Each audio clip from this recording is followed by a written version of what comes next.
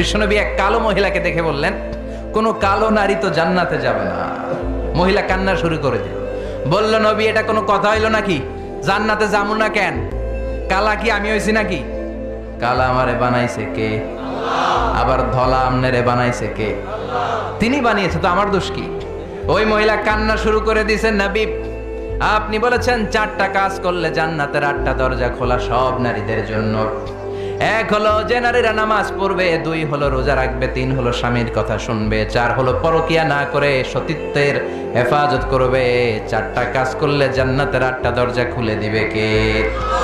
ও নবী আমি তো 4টাই করি, কেন জান্নাতে যাব না আপনি বলেন? বেজায় কান্না, কান্না করতে করতে মহিলা অস্থির। বিশ্ব নেই বললেন, থামো, আরে এত কেঁদো না, কেঁদো না, আমি তো মজা করছি। কি করছি? I am just kidding you. আমি মজা করেছি, আমি ফান করেছি, আমি তো রসিকতা